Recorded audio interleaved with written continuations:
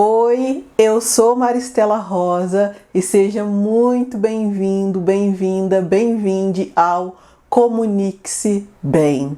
Eu estou muito feliz de estar aqui com vocês, de estar tendo a oportunidade de comandar esse projeto e esse curso. E aí, me apresentando, eu sou Maristela Rosa. Eu sou formada em Comunicação Social com habilitação em Jornalismo. Eu sou mestra em Comunicação, ambos pela UFJF, Universidade Federal de Juiz de Fora, que é a minha cidade natal. Minhas áreas de pesquisa são comunicação e representação de pessoas negras na mídia, né? Especialmente a comunicação online. Eu já trabalho com a internet há pouco mais de 7 anos, né? Comecei com o canal Papo de Preta em 2015, e aí com o Papo de Preta são 185 mil pessoas no YouTube e 124 mil pessoas no Instagram até o momento. E essa sou eu que tô tocando esse projeto aqui. O objetivo do Comunique-se Bem é ser um curso de comunicação totalmente aberto e gratuito.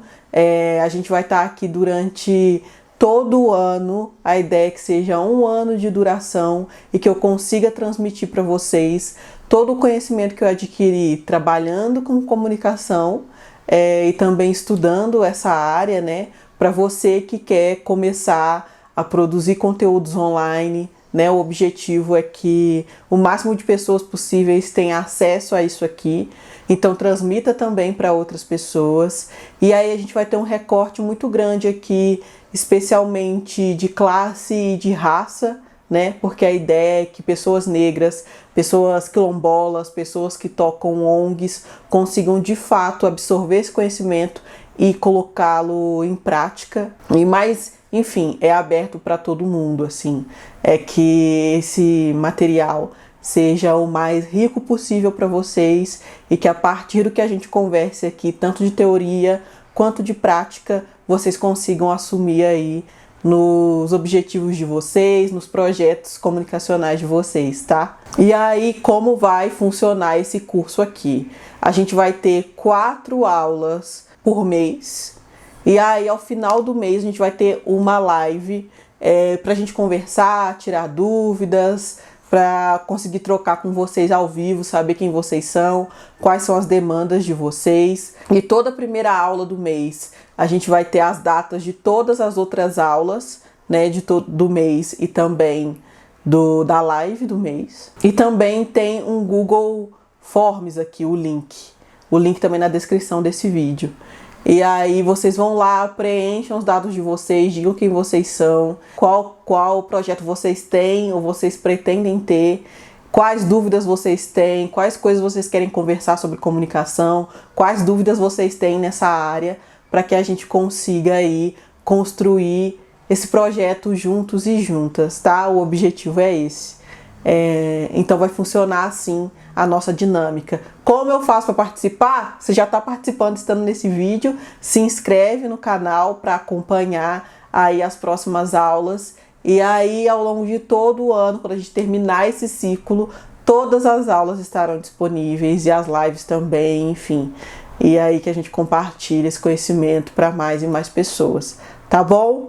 Isso aqui só está sendo possível com o patrocínio do Não Inviabilize, da Deia Freitas. Então, Deia, beijo, muito obrigada mesmo pelo apoio, muito obrigada mesmo pela confiança nesse projeto, pela confiança em mim como profissional. Estou mesmo muito feliz de estar aqui. Enfim, e vamos começar essa aula, tá? Todo esse preâmbulo nessa primeira aula que é importante para que vocês entendam onde vocês estão e o que está acontecendo, tá?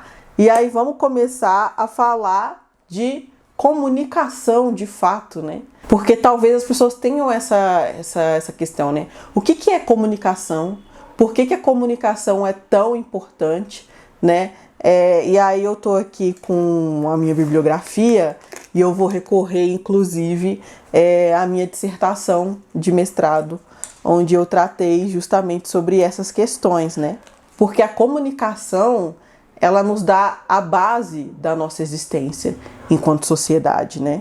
A comunicação nos ajuda a construir instituições sociais, que a gente acredita, o que a gente não acredita, os conhecimentos que são passados adiante, né? A maneira de viver que é passada adiante é feita mediante comunicação, né? A comunicação, ela está no nosso cotidiano e, quando a gente está falando da nossa sociedade atual, a comunicação mediatizada está no nosso cotidiano, né? A comunicação através da escrita, através da televisão, do audiovisual, através da internet, enfim, a gente está transmitindo o que a gente quer ser e a gente está absorvendo o que a gente quer, o que a gente deveria ser, através da comunicação, como pessoas e como sociedade. Então, quando a nossa forma de se comunicar, né, quando a nossa forma de nos comunicarmos muda, a nossa estrutura social muda também. E aí é muito importante que a gente entenda, não só abstratamente, mas que a gente entenda quando a gente está falando de Brasil, por exemplo. Quando a gente está falando de comunicação midiática, comunicação de massa, o que a gente está falando do Brasil, né? A gente vai ter esses novos dados em breve, já que o IBGE está fazendo esses estudos aí de forma em grande escala, né? Só que um estudo do IBGE, publicado em 2018, ele constatou que apenas 2,8% dos lares brasileiros não têm televisão. Ou seja, mais de 95% dos lares brasileiros possuem pelo menos um televisor. Mais de 95% dos lares possuem uma televisão. E isso é muito significativo, é muito emblemático. A gente está falando da comunicação através da televisão estar massivamente nos lares brasileiros, né? Alcançar mais de 95% da nossa população. E é interessante a gente perceber que essa presença massiva da TV nos lares brasileiros não aconteceu por acaso. Isso foi uma política, e uma política de Estado, inclusive. No livro Televisão, Cinema e Mídias Digitais, né, disse que essa quase onipresença da TV começou com a expansão das redes nacionais, incentivadas pelo pressuposto de que o meio seria uma importante ferramenta de integração nacional, potencial reconhecido e explorado desde os governos do regime militar no Brasil, entre 1968 e 1985. A gente está falando de estratégias de governo ter essa expansão da TV. E por que isso, né? Qual seria a importância disso? E aí, no mesmo livro, ainda continua. Não podemos ignorar o papel da televisão na construção do cotidiano das pessoas, como uma das mais relevantes mediações contemporâneas. Ela unifica, através de sua programação, os hábitos, os costumes em todas as regiões do país. Assim, a televisão constitui um hábito decisivo de reconhecimento sociocultural, do desfazer-se, do refazer-se das identidades coletivas, tanto a dos povos como as de grupos. E a gente vai revisitar isso ao longo dessa aula aqui, mas é muito interessante que a gente entenda isso, né? A televisão como um ponto de unificar uma identidade nacional. Quantos de vocês que estão aqui me assistindo agora, você que está aí me assistindo agora, você mora no Leblon? Não mora, né? Mas tantas foram as novelas que a gente viu do Leblon, que a gente tem no nosso imaginário. A gente tem no imaginário a música, a ambientação, a Dona Helena, né? Como é esse apartamento, como vive essa mulher de classe média alta, rica, que mora no Leblon. Porque isso não está na nossa vida cotidiana, mas isso foi construído massivamente na nossa cabeça, né? A gente sabe como se comporta um adolescente, um jovem de classe média do Rio de Janeiro.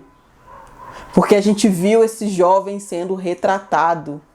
Mas a gente não sabe como é no norte do país. Como é no interior do Nordeste, do Sul, a gente tem uma unificação, uma unidade do que é ser brasileiro, por exemplo, muito voltada para o Sudeste do país. E a televisão faz muito parte disso, né? De unificar essa identidade, né? Então, quando a gente fala de comunicação de massa, a gente está falando de algo realmente muito importante. Não é algo trivial. E aí você vai falar, tá, mas a gente está falando de comunicação na internet, né? Então, quais são os dados sobre a internet no Brasil? Já que a gente entendeu que a televisão tá na vida de praticamente todos os brasileiros. E a internet, como tá? Ainda nesses dados do IBGE, né, publicados em 2018, os dados levantaram que apenas 45,3% das casas brasileiras possuem computador, que é um número muito menor dos que possuem TV, né? Porém, 92,6% possuem celulares. E a pesquisa constatou ainda que justamente através do celular que acontece 90% dos acessos à internet. E desses usuários brasileiros que têm acesso à internet através do celular, 76,4% declararam usar o aparelho através da internet para assistir vídeos, programas, séries e filmes. E na pesquisa ainda se destaca que o acesso à internet através do celular é uma tendência crescente no nosso país, né?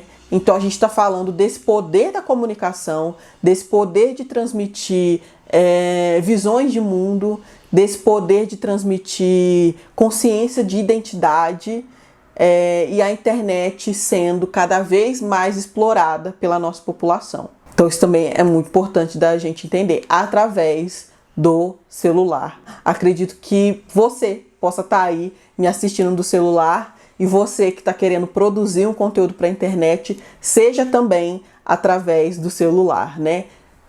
Acesso a boas câmeras, boa iluminação e tudo mais, microfones, nem todo mundo tem, mas a gente tem cada vez mais o acesso a celulares e smartphones, né? E a partir disso aí, acredite, dá para produzir coisas interessantes, coisas que impactem outras pessoas. E a gente vai conversar disso cada vez mais nesse curso. E é importante porque quando a gente está falando dessa comunicação online cada vez mais na nossa vida, a gente também está falando de um fenômeno social que os pesquisadores em comunicação deram até nome, que é mediatização. A mediatização ela se trata justamente da influência da mídia cada vez mais forte na sociedade moderna. E tem muitos autores que dizem ainda que as outras instituições se tornaram semi-independentes, uma vez que elas dependem de alguma forma dessa comunicação, dessa mídia, né? Dessa questão da internet. O que isso quer dizer? Muitas coisas que a gente fazia presencialmente, hoje, por exemplo, a gente já faz no celular. Pagar conta, ir ao banco, tem até hoje em dia consulta online, né? Eu, por exemplo, faço terapia online, enfim, cada vez mais coisas, cada vez mais instituições dentro dessa lógica da mídia, né?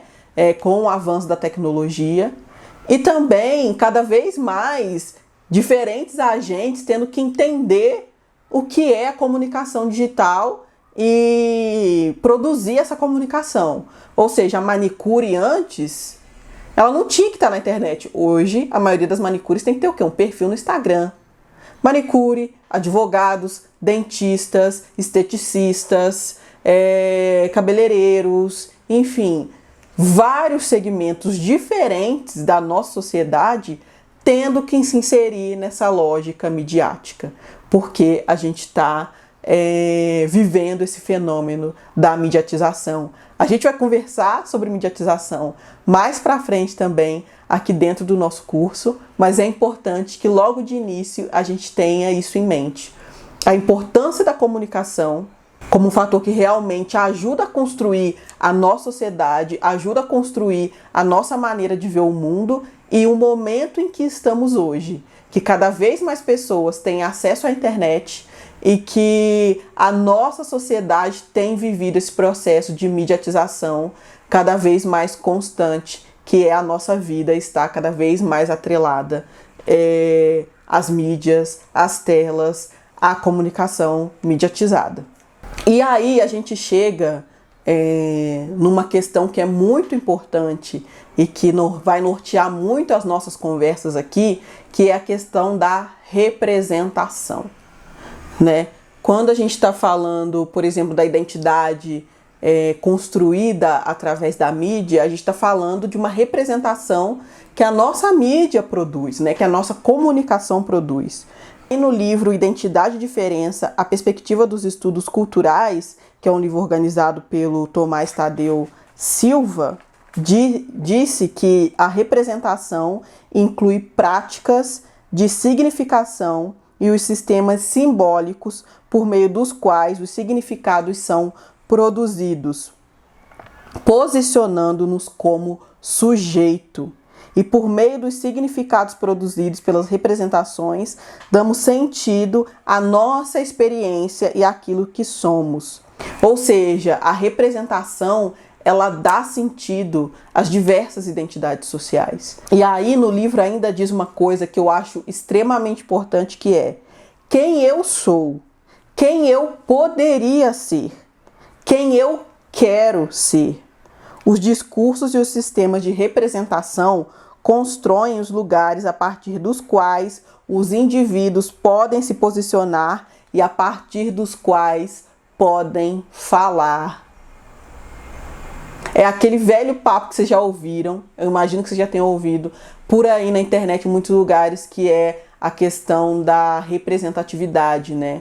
Ou seja, eu quero ver para além do que eu sempre vi naquele lugar, né? Eu não quero só ver corpos magros, brancos, em posição de destaque, em posição de ter uma história complexa e legal de ser vista, né? Eu quero ver, por exemplo, pessoas negras, uma mulher negra, mulheres negras, mas é para além da representatividade que a gente está falando aqui, né? A gente está falando de representação, ou seja, um acumulado dessas construções que colocam essas identidades em algum lugar. Ou seja, quando a gente fica anos e anos e anos e anos vendo uma mesma construção, a gente tem aquela representação e aí a gente constrói através disso a nossa maneira de olhar o mundo. Vocês querem ver um exemplo concreto do que eu estou falando?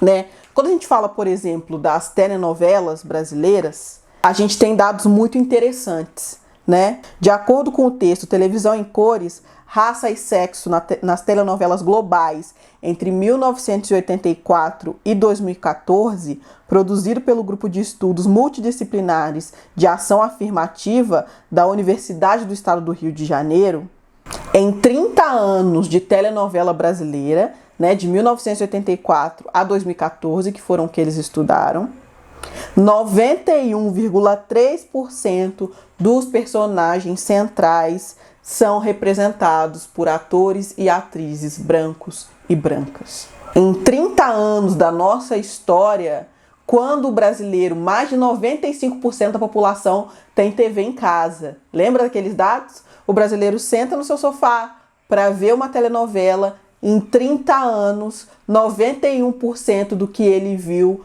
foi a TV dizendo: quem merece ter uma história contada com início, meio e fim, quem é o personagem principal, a mocinha, aquela pessoa que você vai acompanhar e torcer, são pessoas brancas, são figuras brancas.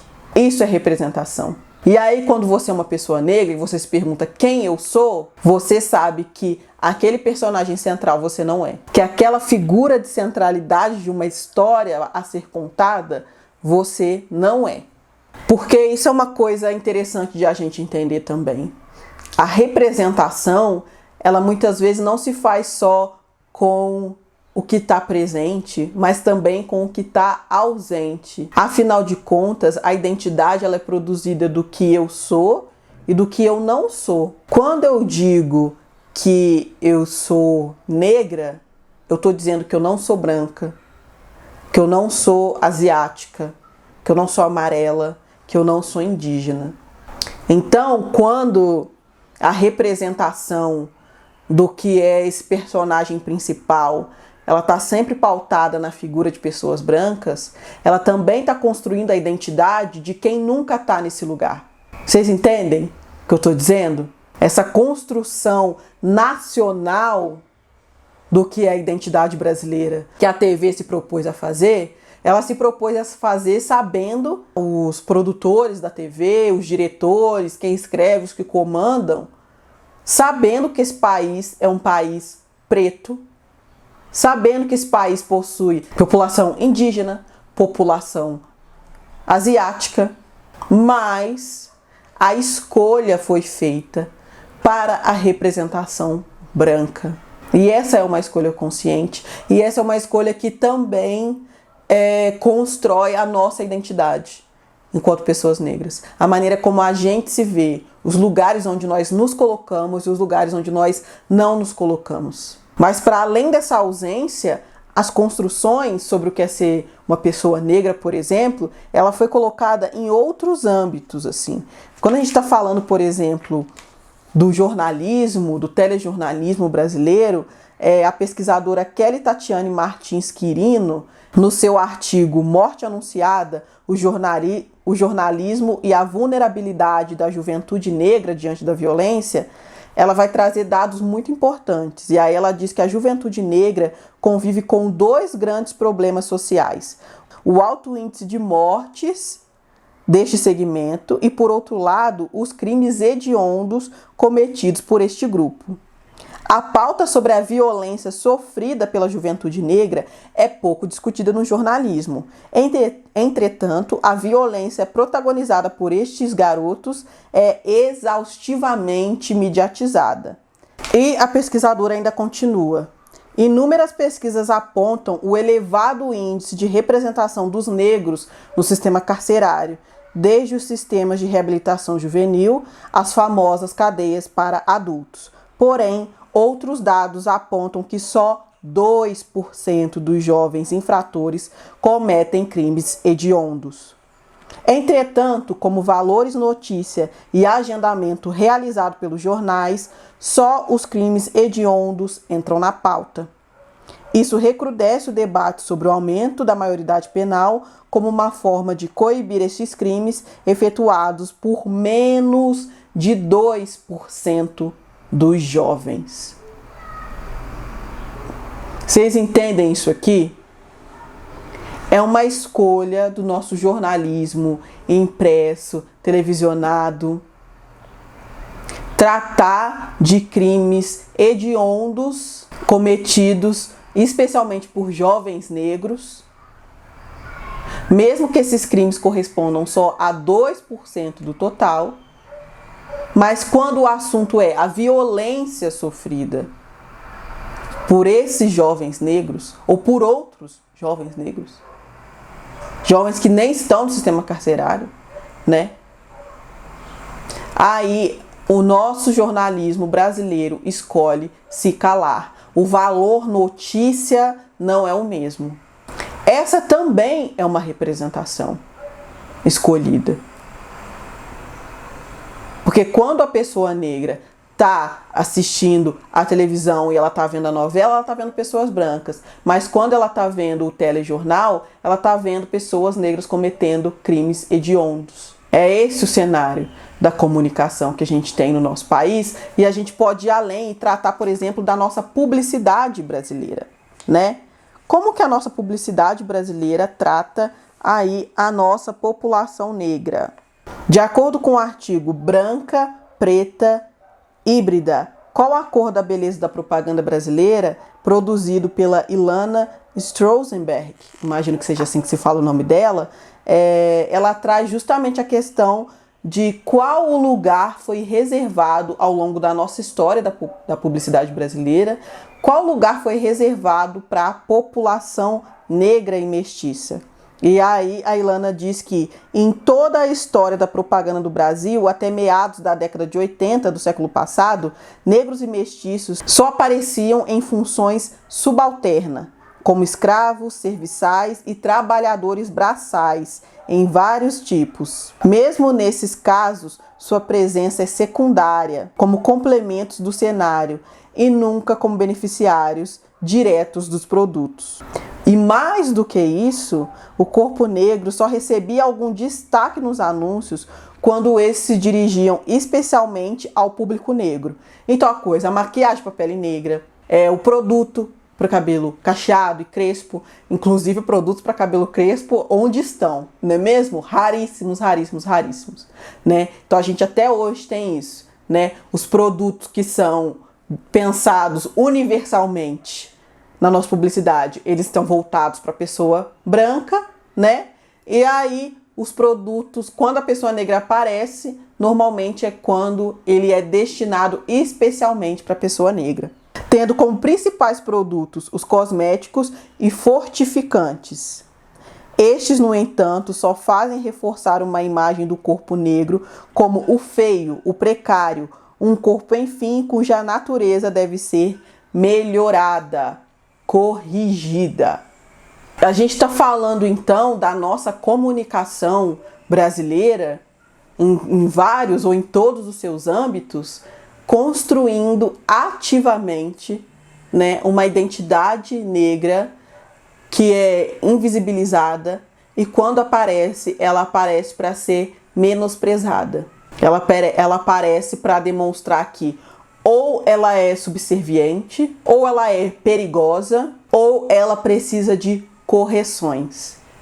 E aí a gente produz uma identidade estigmatizada. A pedagoga Nilma Lino Gomes, que eu indico muito que vocês leiam. Eu vou deixar aqui embaixo também todas as referências que eu estou usando aqui, né, para que vocês leiam mais. A ideia também desse trabalho aqui é que vocês pesquisem muito mais e que vocês se interem de outras maneiras do que a gente está conversando aqui. E a Nilma Lino Gomes é uma pesquisadora, é uma pedagoga, enfim, é uma mulher negra incrível, uma pesquisadora mesmo que pensa as nossas questões atuais brasileiras, que vale muito, muito a pena vocês conhecerem. Ela pesquisou justamente com mulheres negras sobre essa questão, por exemplo, do cabelo crespo. E aí ela foi pesquisar para entender essa relação do cabelo crespo e essas mulheres negras em alguns espaços, e ela pesquisou especialmente dentro do espaço escolar, né?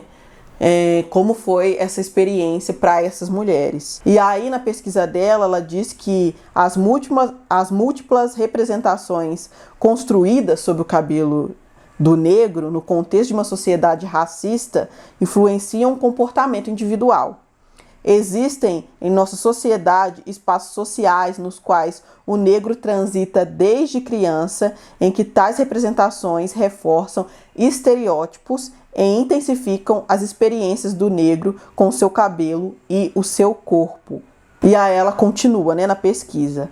Alguns se referem ao cabelo como ninho de guacho, cabelo de bombril, nega do cabelo duro, cabelo de picumã, e apelidos que expressam que tipo de cabelo negro é visto como símbolo de inferioridade, sempre associados à artificialidade, esponja de bombril ou com elementos da natureza, ninho de passarinho, teia de aranha enegrecida pela fuligem.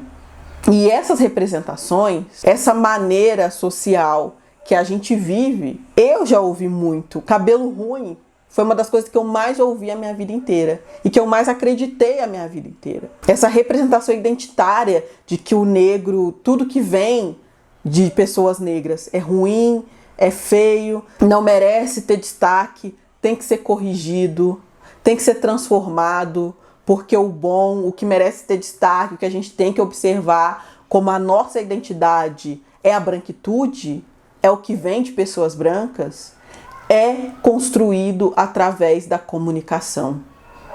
É construído através do que a gente consome midiaticamente. E é por isso que é tão importante, que é tão, eu diria, fundamental mesmo, a nossa inserção como população negra dentro desses espaços midiáticos. Quando a gente fala da TV, por exemplo, quando a gente fala de revistas, quando a gente fala de publicidade, a gente olha para isso e pensa, meu Deus, é impossível, porque tem toda uma hierarquia, tem toda uma construção de empresas que nos impede dessa construção. E aí a gente tem a internet, que a gente fala, bom, eu, por exemplo, estou aqui olhando para a câmera dentro do meu escritório, na minha casa, fazendo esse conteúdo. E aí as pessoas tratam a internet como, cara, se você tem um celular, você pega, você faz, você produz, você coloca na rede e pronto, milhões de pessoas estão vendo. Não é bem assim, a gente sabe disso. A gente sabe que produzir para a internet depende também de acesso, de recursos não só para produzir, mas recursos para promover. Muitas vezes a fama que vem dessas outras mídias, a fama que vem da televisão, chama pessoas para que elas te assistam na internet. Então muitas vezes a gente já está vendo na internet a manutenção dessas mesmas pessoas. Então elas saem da TV, vão para a internet, fazem um produto, chamam outras pessoas que já são famosas e continuam construindo esses conteúdos. Produzir conteúdo na internet, ter audiência, ter relevância, conseguir alavancar as nossas narrativas não é tão fácil e não é tão simples assim, mas ao mesmo tempo é possível e ao mesmo tempo se torna uma alternativa. A gente precisa ver essa alternativa com pés no chão, com o olho da realidade, da nossa realidade cultural, social, mas a gente também precisa ver essa alternativa como algo muito potente no sentido de a comunicação pode nos ajudar a transformar a maneira como as nossas identidades são dadas. Você que é uma pessoa negra, quando você está diante da câmera sendo o protagonista daquela narrativa, você está construindo uma comunicação que vai de encontro à comunicação massiva desse país que diz que só pessoas brancas são protagonistas. Que as nossas características são características a serem corrigidas. Fazer esse curso voltado, especialmente com esse corte de classe e de raça, é muito importante por isso. A internet nos possibilitou olhar para conteúdos onde pessoas pretas são protagonistas. E aí você pode estar aí pensando em vários criadores de conteúdo que vocês conhecem, que são pessoas negras e que fazem os mais diversos tipos de conteúdo. E que a gente não tinha possibilidade de ver isso antes, de fato. Quantos programas na TV aberta brasileira você assistiu que era protagonizado por pessoas pretas? Por pessoas pretas de cabelo crespo? Quantas propagandas assim você já viu? Enfim, a gente poderia conversar disso várias horas e a gente chegaria à mesma conclusão, que a representação positiva de pessoas negras na nossa comunicação midiática brasileira é algo muito novo. E é algo que precisa ser produzido cada vez mais. Porque a gente tem um histórico longo que ainda vem sendo produzido de uma comunicação feita e pensada sob a ótica da branquitude. Então a gente ainda tem muito o que fazer para que nós, pessoas negras, consigamos construir a nossa identidade a partir dos nossos olhares, a partir das nossas vivências. E o meu objetivo aqui é ajudar você a fazer isso. É ajudar você a entender a importância da comunicação e como você pode construir essas narrativas. Essa primeira aula foi uma aula introdutória, justamente para a gente conseguir entender um pouco sobre dados sobre o nosso país, sobre a comunicação massiva do nosso país, sobre a importância da comunicação e a importância da comunicação na construção de identidades. E aí, daqui em diante, a gente vai conversar muito mais sobre a prática de produzir comunicação e também um pouco sobre teoria. A gente vai balancear isso, teoria e prática, tá? Eu espero que vocês tenham gostado dessa aula introdutória, espero que tenha sido importante para vocês. Vou deixar aqui as nossas próximas aulas, as nossas próximas datas de aulas, tá? Não vou falar agora porque eu não quero errar, mas tá aqui aparecendo na tela para vocês. Aqui embaixo, como eu disse, também vão estar as datas e também vai estar o Google Forms. Se inscreve aqui nesse canal e preenche lá o Google Forms para a gente, enfim, continuar entendendo o que vocês querem aqui e a gente direcionar melhor as aulas para vocês, tá? Muito obrigada para você que ficou até aqui e a gente se vê na próxima aula. Beijo e até mais. Tchau!